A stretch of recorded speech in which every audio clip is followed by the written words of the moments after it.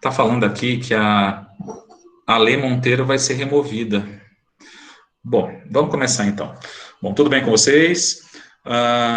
O assunto da aula de hoje é osteoporose, né? Eu comecei a falar na aula da semana passada a respeito, fiz uma introdução, defini, falei das classificações, eu vou dar uma reforçada nisso para a gente entrar com mais qualidade, entendendo melhor a osteoporose nos itens seguintes. Então, a osteoporose é uma doença caracterizada por distúrbio do metabolismo ósseo, em que há redução da densidade mineral óssea, então existe uma diminuição da densidade óssea, e isso acontece de forma lenta e gradual. E existe com isso a deterioração da microarquitetura do osso, a estrutura do osso fica abalada, fica comprometida, e isso deixa o osso mais frágil e mais propenso à fratura. Até conversamos a respeito das fraturas.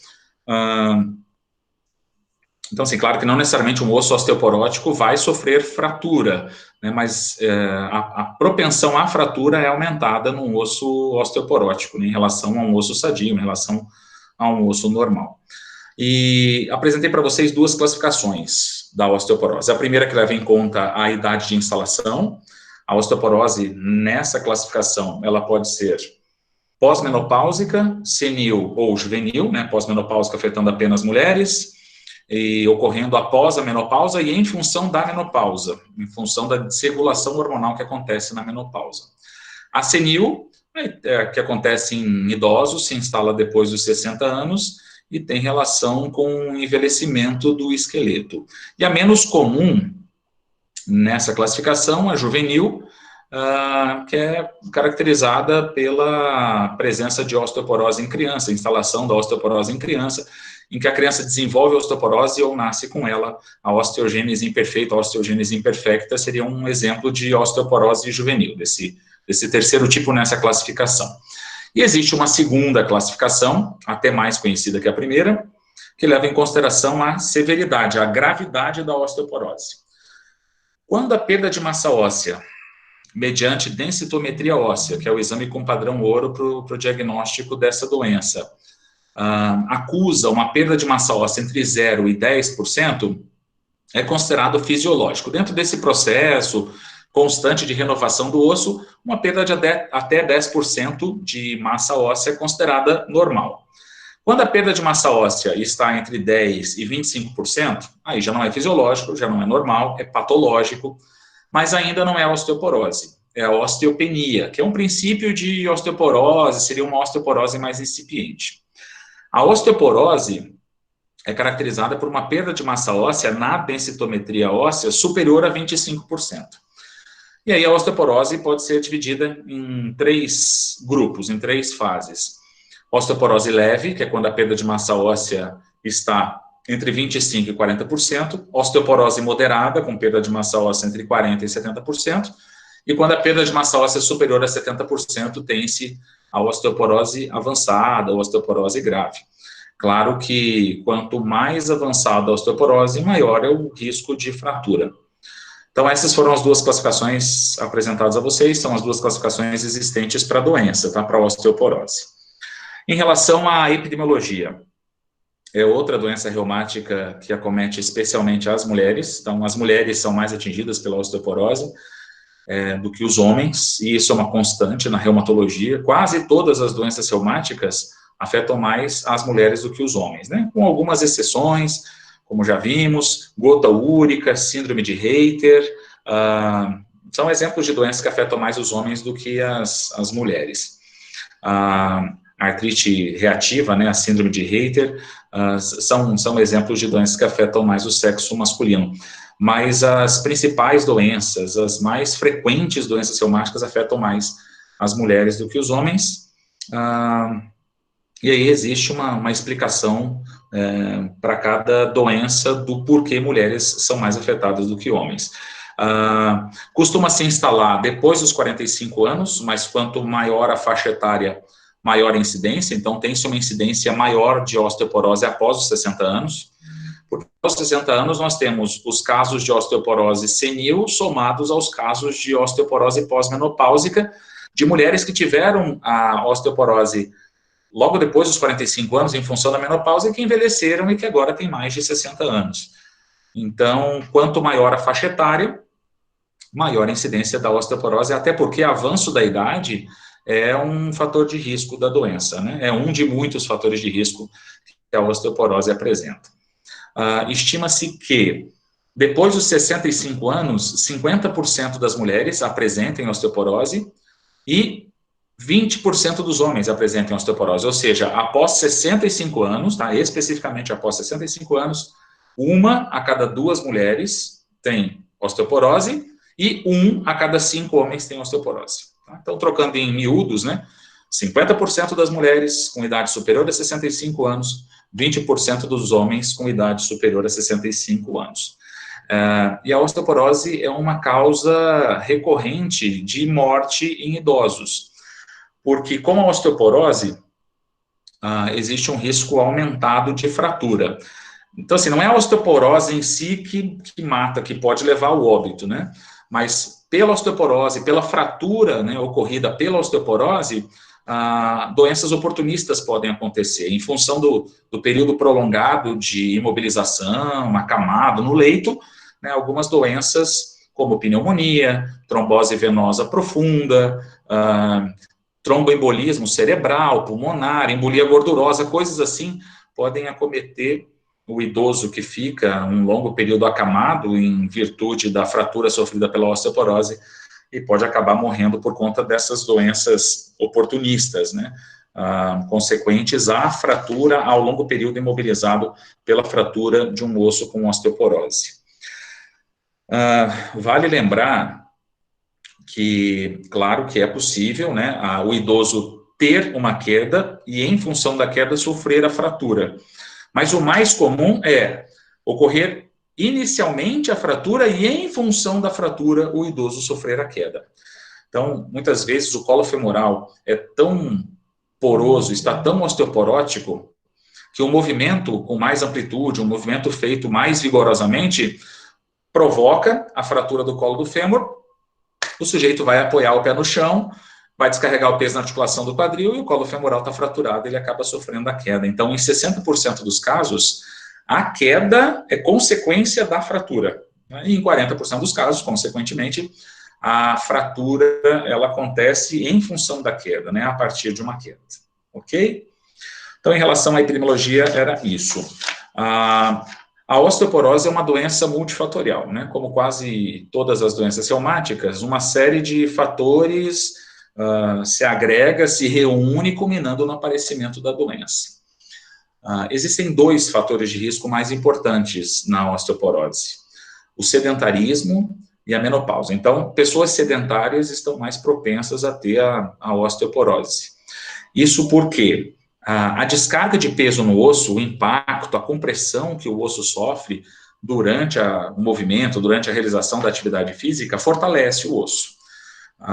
Com a descarga de peso no osso, impulsos elétricos são produzidos no osso, é o chamado efeito piezoelétrico ou lei de Wolff, e esses impulsos elétricos estimulam os osteoblastos, que são as células ósseas responsáveis pela formação óssea, responsáveis pela deposição de osso.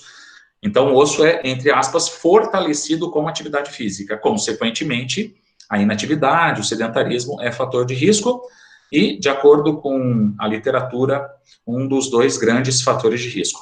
Então, claro que não necessariamente quem é sedentário vai ter osteoporose, mas, sem dúvida, estas pessoas, essa população, está muito mais propensa a ter osteoporose do que as pessoas ativas. E a menopausa aí tem a ver com a desregulação hormonal, com a redução nos níveis de estrógeno ou estrogênio, aumentando a atividade osteoclássica. Depois, na fisiopatologia da osteoporose, a gente vai conversar um pouco mais a esse respeito. Eu vou explicar justamente a fisiopatologia desses 2 principais fatores de risco. Mas dá para enumerar para vocês pelo menos 15 fatores de risco.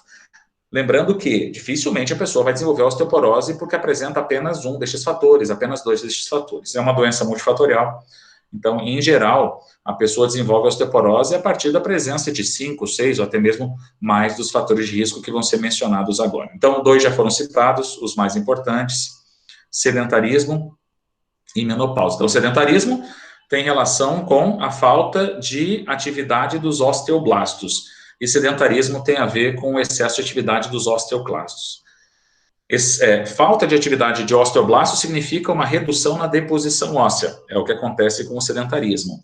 E aumento da atividade dos osteoclastos quer dizer uma maior reabsorção, maior retirada de osso, e é o que acontece, por exemplo, em função da menopausa, da desregulação hormonal, com a redução do estrogênio na menopausa. Avanço da idade é mais um fator de risco, né? Com o passar dos anos, o esqueleto envelhece, predispondo a osteoporose. Ser mulher é um fator de risco.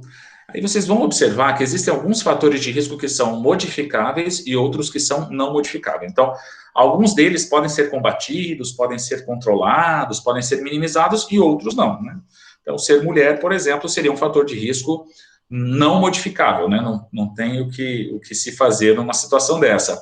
Avanço da idade é um outro fator de risco não modificável, né? A idade avança, a não ser que você morra, né?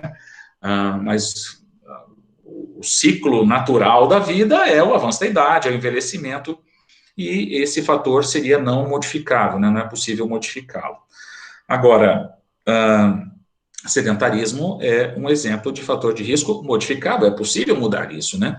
Passe a fazer uma atividade física, e de preferência atividade física com impacto, afinal de contas, quanto maior o impacto recebido pelo osso, maior é a ativação dos seus osteoblastos, maior é o fortalecimento ósseo. Então, esse seria um fator de risco modificável, né? Algo que pode ser mudado, que pode ser modificado. Você modifica os seus hábitos de vida, você muda o seu estilo de vida e, com isso, você diminui o risco da osteoporose se instalar.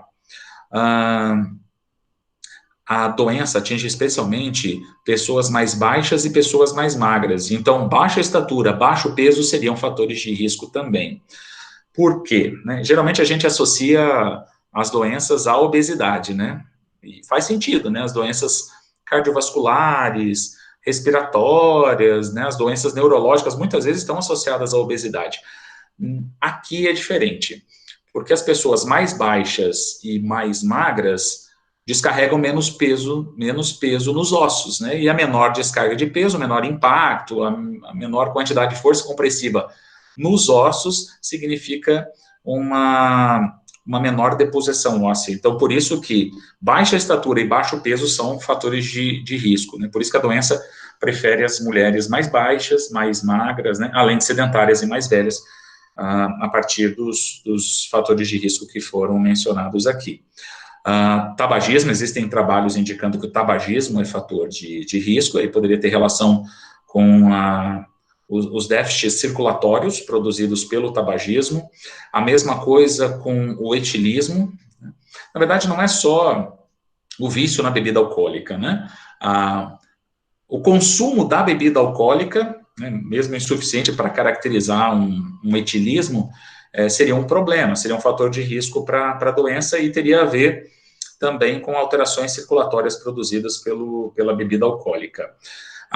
Os refrigerantes escuros, tá? Não vou citar marcas aqui, né? Mas todo refrigerante de cola escuro, na verdade, as bebidas com cafeína, de uma maneira geral, predispõem a osteoporose. Distúrbios endócrinos, outro fator de risco.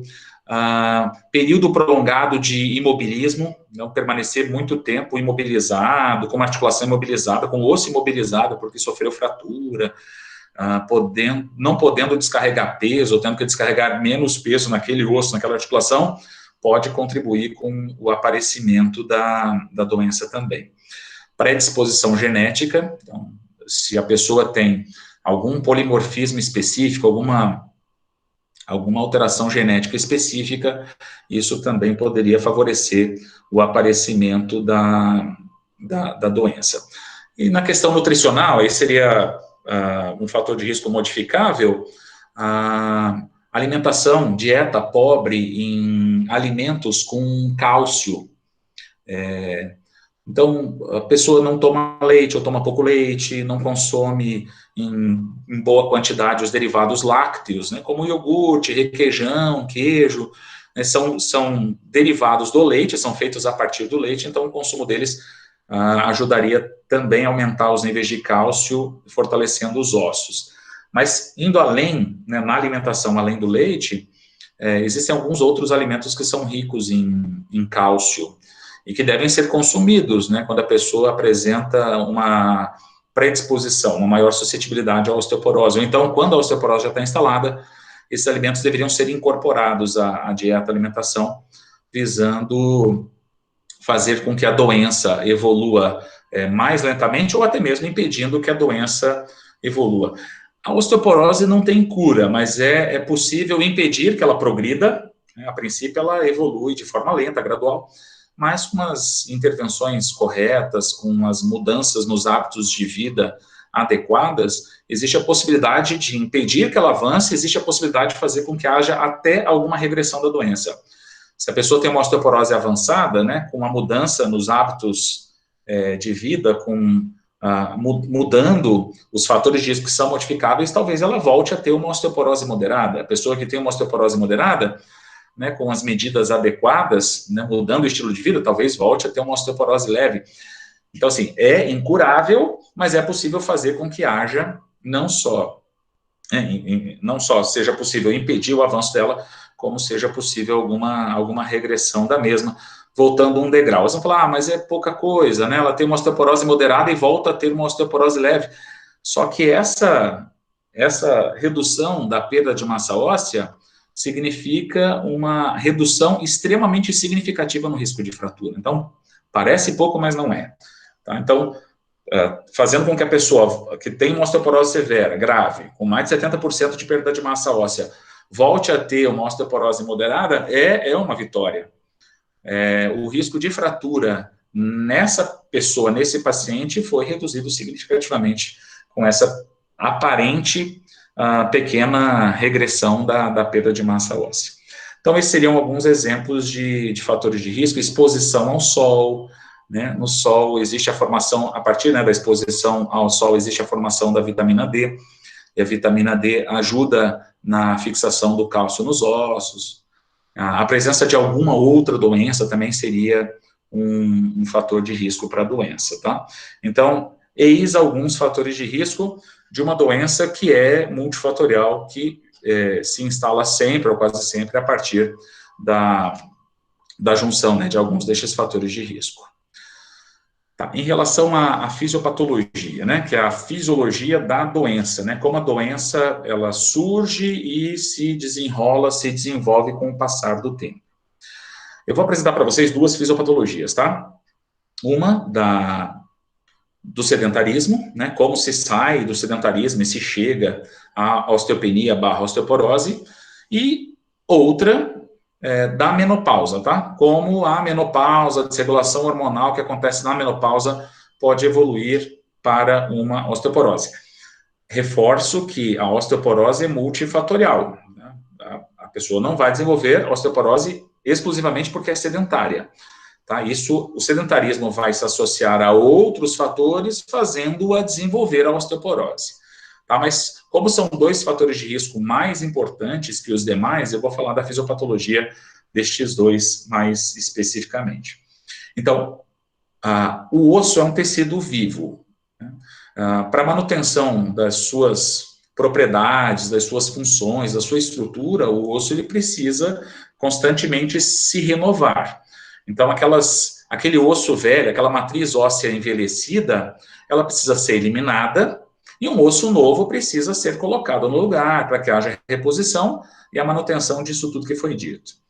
A retirada, a reabsorção dessa matriz óssea velha é realizada pelos osteoclastos, com a letra C, osteoclastos.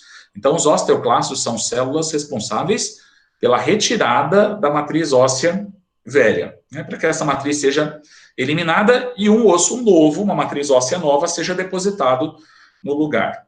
E a deposição óssea acontece pelos osteoblastos, tá? Com a letra B, osteoblastos. Então, enquanto os osteoblastos depositam osso, matriz óssea, os osteoclastos fazem a reabsorção óssea. O osso, todos os ossos do corpo estão constantemente sendo renovados. Então, o osso vive um constante processo de remodelação. É constante o processo de destruição e reconstrução do osso, a fim de que o osso mantenha a capacidade de realizar as suas atribuições, as suas funções. Se houver um desequilíbrio nesse processo de remodelação óssea, ocorre a osteopenia e, posteriormente, a osteoporose. Então, se por acaso houver um aumento na retirada de osso pelos osteoclastos, a retirada é aumentada e a deposição continua a mesma, então teremos maior retirada do que deposição, osteoporose à vista. O que pode acontecer também os osteoclastos continuam trabalhando do mesmo jeito, só que os osteoblastos, por algum motivo, é o que acontece, por exemplo, na inatividade. Os osteoblastos passam a trabalhar menos. Então, a retirada não muda, a reabsorção continua sendo a mesma, só que a deposição foi reduzida. E isso também, esse desequilíbrio na remodelação óssea, pela redução na atividade dos osteoblastos, também deve resultar em osteoporose. Bom, sedentarismo. Quem é sedentário não movimenta tanto o corpo, não movimenta tanto os ossos, não descarrega tanto peso nos ossos, não gera tanto impacto, tanta compressão e tanta tração no osso. E isso faz com que os osteoblastos tenham a sua atividade reduzida, porque os osteoblastos, com B, que são as células que fazem a deposição óssea, eles são ativados por descargas elétricas. E as descargas elétricas são produzidas quando o osso recebe carga, ou então quando tem uma contração muscular, isso gera uma tração no osso, movimentando o osso, descarregando o peso nele, gerando tração no osso, o osso é fortalecido porque os osteoblastos são ativados pela produção de impulsos elétricos. O nome disso é efeito piezoelétrico. Então, quando se usa um osso, se descarrega peso, se contrai um músculo que está fixado no osso, gerando tração no osso, impulsos elétricos são produzidos no osso, isso é chamado de efeito piezoelétrico. E esses impulsos elétricos seriam responsáveis pela ativação dos osteoblastos, fazendo os osteoblastos agirem e aumentando com isso a deposição óssea. Quem é sedentário tem menor atividade dos osteoblastos. Tendo menor atividade dos osteoblastos, menor vai ser a deposição óssea, a deposição de matriz óssea. E com a redução da matriz óssea, ocorre a osteopenia, ocorre a osteoporose. Então, esse seria o primeiro trajeto, o primeiro caminho da osteoporose, partindo do sedentarismo, da fisiopatologia da osteoporose, saindo do sedentarismo. Ok? Segundo caminho, menopausa. Entre 45 e 50 anos, geralmente, a mulher tem a menopausa, que é um momento da vida da mulher em que ocorre uma importante desregulação hormonal. E o que acontece também, e principalmente nesse momento, é a redução nas taxas de estrogênio ou estrógeno. E o estrogênio, ele tem ação no corpo inteiro, ele tem ação inclusive no osso. O estrogênio, ele tem ação antirreabsortiva, ele impede que os osteoclastos trabalhem em excesso. Olha só a importância que o estrogênio tem no organismo, a importância que o estrogênio tem no osso. Então, o estrogênio impede que os osteoclastos trabalhem excessivamente. Então, inibindo, controlando a reabsorção óssea. Só que aí acontece a menopausa, acontece a desregulação hormonal, muitas vezes a mulher não faz a reposição hormonal, não faz a reposição de estrogênio. Com a redução do estrogênio, existe um aumento na atividade dos osteoclastos. Mais atividade de osteoclastos significa um aumento na retirada de osso. Então, os osteoblastos até continuam trabalhando do mesmo jeito. O problema é que os osteoclastos passam a trabalhar mais. E esse excesso de atividade dos osteoclastos faz com que a retirada, a reabsorção óssea seja maior do que a deposição. E aos poucos, esse desequilíbrio no processo de modelação óssea pelo excesso de atividade dos osteoclastos vai diminuindo a massa óssea, fazendo com que a osteoporose se instale. Então, esses são os dois grandes caminhos da fisiopatologia da osteoporose. O primeiro, partindo do sedentarismo, tem a ver com a diminuição do efeito piezoelétrico, a diminuição na deposição óssea, e o segundo, partindo da menopausa, tendo relação com o aumento da atividade dos osteoclastos pela diminuição na inibição dos osteoclastos pelo estrogênio. Tá certo? Ok, em relação ao quadro clínico, incrivelmente, a osteoporose é, na maioria das vezes, assintomática. Então, geralmente, pacientes com osteoporose não têm sintomas. Quando a osteoporose é leve, ou então quando é só uma osteopenia, a tendência é que o paciente não tenha sintomas. Quando a pessoa tem osteoporose e tem sintomas relacionados à osteoporose, isso indica que a osteoporose é pelo menos moderada. Tá? Então, deve ser uma osteoporose moderada, talvez já seja uma osteoporose severa. Por que geralmente a osteoporose é assintomática? O osso é uma estrutura que não tem terminação nervosa, exceto aquela camada mais externa, aquela capa que o osso tem, chamada periósteo. O periósteo é a única parte do osso inervada. E a osteoporose é uma doença que afeta o osso de dentro para fora. Então, inicialmente, a osteoporose atinge a parte mais interna do osso que não tem terminação nervosa. Se não tem terminação nervosa, a parte mais interna do osso está sendo consumida pela osteoporose e a pessoa não tem ideia do que está acontecendo, porque ela não tem dor, ela não tem sintomas pela ausência de inervação, de terminações nervosas livres nessa parte, nessa camada mais interna do osso. Então, por isso que geralmente a osteoporose é assintomática, né? Pela ausência de terminações nervosas na parte mais interna do osso, e estamos falando de uma doença que afeta o osso de dentro para fora. A pessoa vai ter sintomas pela osteoporose quando já existe fratura, então quando ela tem microfratura, até mesmo uma macrofratura, aí ela passa a ter sintomas, obviamente, ou então quando a osteoporose é moderada, é severa e a parte mais externa do osso começa a ser afetada. Então, quando o periósteo é envolvido também, pelo fato do periósteo ser inervado, a pessoa começa a ter sintomas. Só que o periósteo não é acometido no início da doença, ele é acometido mais tarde, por isso que geralmente os sintomas aparecem apenas mais tarde.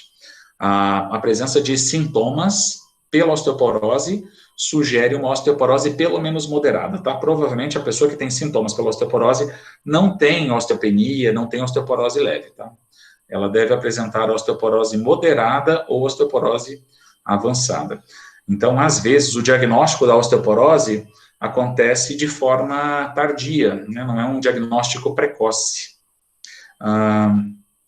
E isso atrapalha a demora pelo diagnóstico da osteoporose, né? Pela ausência de sintomas nas fases mais iniciais da doença, faz com que o prognóstico da doença, nesse caso, seja mais reservado. É sabido que quanto mais precoce é o diagnóstico da osteoporose, assim como de qualquer doença, mais rapidamente são empregadas as intervenções necessárias e com isso a gente consegue um controle melhor, um controle maior da doença. Então, muitas vezes o diagnóstico da osteoporose pela ausência de sintomas iniciais faz com que seja tardio e isso acaba comprometendo os resultados das intervenções que são aplicadas. Depois conversaremos sobre os tratamentos possíveis para a osteoartrose e para pacientes com osteoartrose, mas sabendo que sedentarismo é fator de risco modificável, claro que a realização de atividade física faz parte do tratamento de pessoas com osteoporose. A atividade física e com impacto, ela é fundamental tanto na prevenção quanto no tratamento da osteoporose, e existe consenso na literatura acerca disso. Tá? Todos os artigos, livros são unânimes ao afirmar que a atividade física, sobretudo a atividade física com impacto, é fundamental tanto na prevenção da osteoporose quanto o tratamento, o combate à osteoporose quando a mesma já está instalada, tá? Estou falando da osteoporose, mas vale o que eu estou falando vale para a osteopenia também. A osteopenia pode ser prevenida, pode ser tratada com a prática de exercício físico e com impacto. Agora, claro, se a osteoporose está instalada, a atividade física com impacto significa um risco aumentado de fratura. Então, não se utiliza a atividade física com alto impacto quando a osteoporose já está instalada. Especialmente na osteoporose avançada, pensamos numa atividade física com baixo impacto. Então, utiliza-se, quando a osteoporose está presente para o tratamento da osteoporose, para ganho de massa óssea, a atividade física com baixo a moderado impacto. Agora, pensando na prevenção da osteoporose, quando a pessoa ainda tem osteopenia, a atividade com alto impacto é segura, é efetiva, deve aumentar a massa óssea, evitando que a osteoporose apareça, que a osteopenia evolua para uma osteoporose. Bom, quando os sinais e sintomas estão presentes na osteoporose, as manifestações que a gente costuma encontrar nestes pacientes são fratura, desvio postural, dor, deformidade. Geralmente são estas coisas apresentadas, relatadas pelos pacientes que têm osteoporose. Lembrando que os sintomas pela osteoporose costumam aparecer quando a osteoporose é moderada ou severa. Antes disso, muitas vezes os sintomas, pelos motivos apresentados, não estarão presentes. Em relação ao diagnóstico, o diagnóstico da osteoporose é relativamente simples. Existe um exame chamado densitometria óssea que tem padrão ouro para o diagnóstico da osteoporose. Ou seja, ele é extremamente confiável. Se a pessoa tem osteoporose, muito provavelmente, osteopenia ou osteoporose, muito provavelmente a densitometria óssea vai mostrar isso. Se a pessoa não tem osteopenia, não tem osteoporose, a densitometria óssea vai mostrar que não existe perda de massa óssea suficiente para caracterizar a osteopenia, suficiente para caracterizar a osteoporose. Então, não é a radiografia o melhor exame para o diagnóstico da osteoporose, e sim a densitometria óssea. De densidade, metria de medida óssea de osso. Então, é o exame que mede a densidade do osso. Seria um exame específico, né, para esse fim, um exame mais específico e altamente confiável para o diagnóstico da osteoporose. Não que na radiografia não seja possível ver a osteoporose. Só que a radiografia ela tem limitações para o diagnóstico da osteoporose. Quando é possível, na radiografia, perceber que um osso está mais enegrecido, está mais escuro, significa que a perda de massa óssea naquele osso, naquele segmento do osso, é superior a 30% ou 40%. Então, a osteopenia e a osteoporose leve podem passar despercebidas na radiografia. Como a radiografia mostra a perda de massa óssea superior a 30% ou 40%, apenas osteoporose moderada e osteoporose avançada podem ser identificadas na radiografia. Tá? Então, a radiografia não é o melhor caminho, apesar de que, quando a osteoporose é moderada ou severa, a radiografia mostra isso para a gente. Agora, a densitometria óssea é muito mais sensível, uma perda de massa óssea muito pequena, muito menor do que a produzida pela osteoporose, pode ser identificada por esse exame. Tá? Então, densitometria óssea, melhor opção para o diagnóstico da doença, e radiografia, apesar de diagnosticar moderada e severa, não é o melhor exame para o diagnóstico dessa doença, tá? É importante que mulheres que passaram pela menopausa realizem regularmente a densitometria óssea. Como a osteoporose muitas vezes é uma doença silenciosa, para que o diagnóstico de osteopenia e osteoporose leve sejam realizados, e para que a osteoporose seja tratada mais precocemente, é interessante que após a menopausa a mulher realize regularmente densitometria óssea. Tá? Quando a mulher passa pela menopausa e não apresenta tantos fatores de risco para a doença, sempre foi uma mulher muito ativa, não fuma, bebe muito pouco, evita o café e as demais bebidas com cafeína, né, os refrigerantes escuros, não tem casos na família, ou são poucos os casos na família, e os casos na família não são tão próximos, então não tem tanto fator de risco, provavelmente essa mulher vai fazer uma densitometria da coluna lombar, de colo femoral, uma vez a cada 2 anos, mais ou menos. Quando a mulher tem perfil para osteoporose, né, tem todos ou quase todos os fatores de risco para osteoporose e está na menopausa, acabou de passar pela menopausa, essa mulher vai ter que fazer densitometria óssea com maior frequência, para que a doença seja diagnosticada o quanto antes, né, mais precocemente, caso, né, exista osteopenia, caso exista osteoporose. Ela vai fazer densitometria a cada 6 meses, uma vez por ano, algo do tipo, tá? Bom, eu falei da atividade física, né? A atividade física é importante, o tratamento fisioterapêutico é importante quando osteopenia e osteoporose são diagnosticadas. Antes de falar do que é bom, vamos conversar sobre o que não é tão bom para a osteoporose. Quando a osteoporose já está instalada, a atividade com alto impacto não é interessante. A com alto impacto, especificamente, não é interessante, porque, apesar da atividade com maior impacto gerar uma maior atividade dos osteoblastos, o osso está frágil, né? Porque a microarquitetura do osso está deteriorada, a estrutura do osso está comprometida. Então, é um osso mais frágil, é um osso que está mais suscetível à fratura. Pode ser que a fratura aconteça a partir de uma atividade física com alto impacto. Então, a atividade física com alto impacto contraindicada para quem tem osteoporose. Ah, mas professor, você falou que a atividade física está indicada na osteoporose quando a osteoporose está instalada para o tratamento dela. Mas eu não estava me referindo à atividade física com alto impacto. Tá? Tem indicação atividade física de baixo ou moderado impacto. A de alto impacto na osteoporose, nunca. Então, um esporte com salto, por exemplo, é uma atividade física com alto impacto, não deve ser realizada por pessoas que já têm a osteoporose instalada. Agora, atividade física de baixo impacto, moderado impacto, perfeito. Funciona mais ou menos assim. Quanto mais grave é a atividade física, menor deve ser o impacto na atividade física realizada por esse paciente. Então, numa osteoporose leve, uma atividade física com moderado impacto é bacana. Já numa osteoporose avançada, não se pode trabalhar com uma atividade física com alto ou moderado impacto, vai ser utilizada uma atividade física com baixo impacto. Porque assim o risco de fratura é mínimo durante a realização da atividade física e a perda de massa óssea em si é tratada, né? Se tem um fortalecimento ósseo, uma redução da perda de massa óssea, que pode chegar até 15%, até 20% com a realização de atividade física com impacto, tá certo?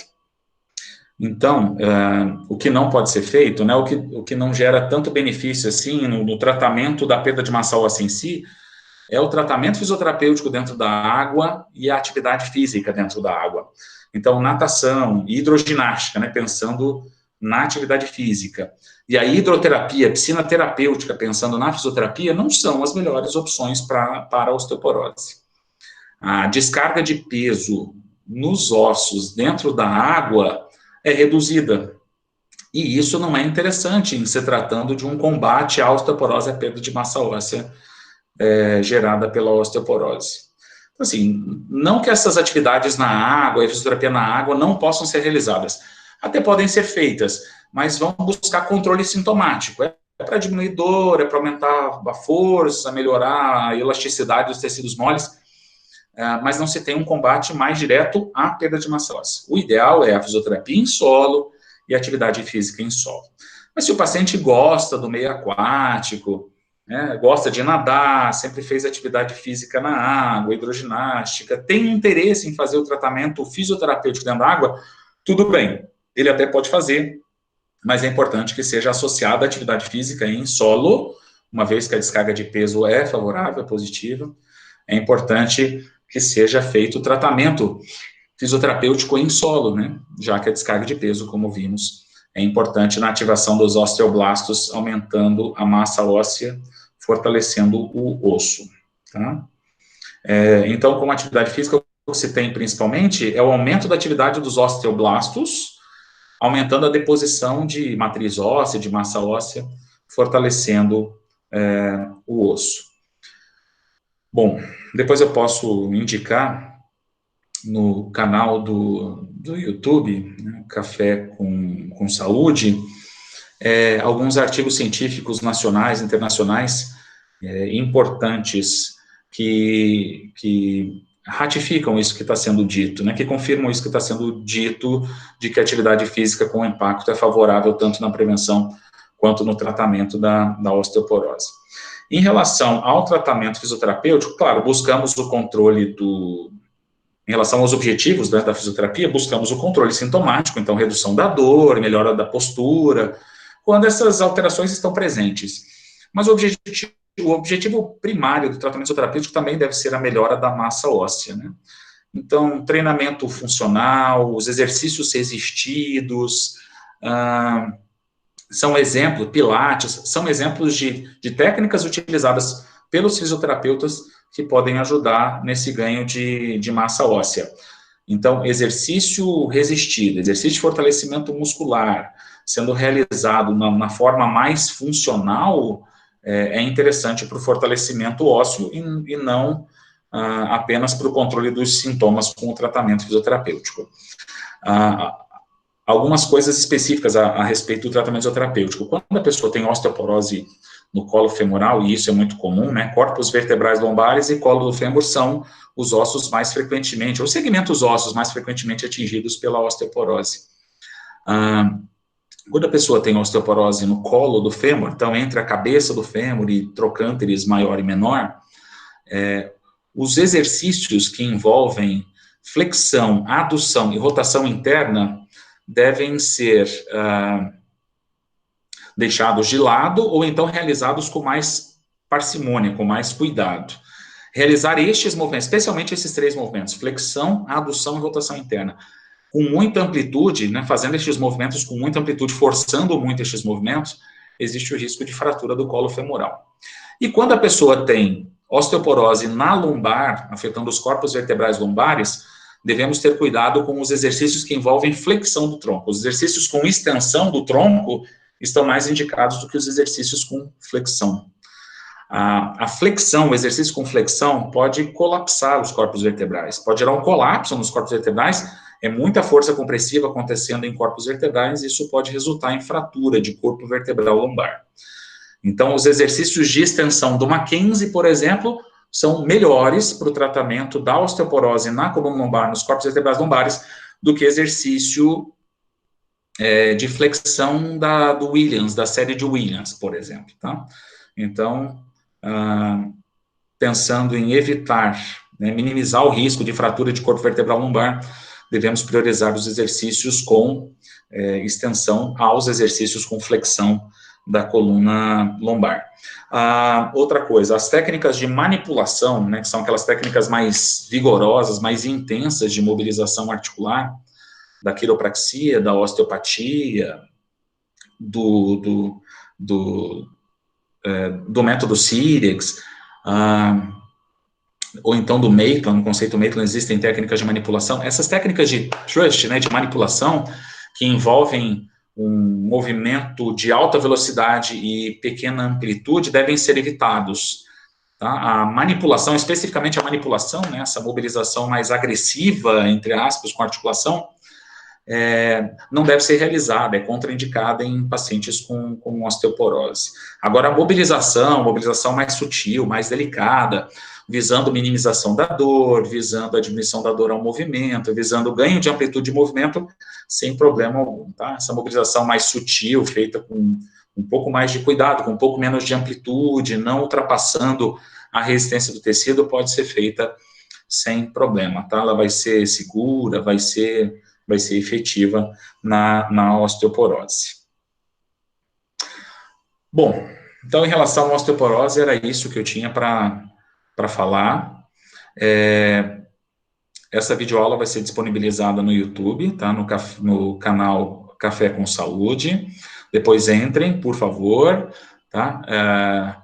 Deem um gostei lá, se a aula agradar, e se inscrevam no canal, tá? Essa aula, as aulas anteriores, as aulas futuras que estão sendo dadas nesse período de isolamento social, vão ser todas postadas lá, tá? Tem outros vídeos que podem interessar a vocês.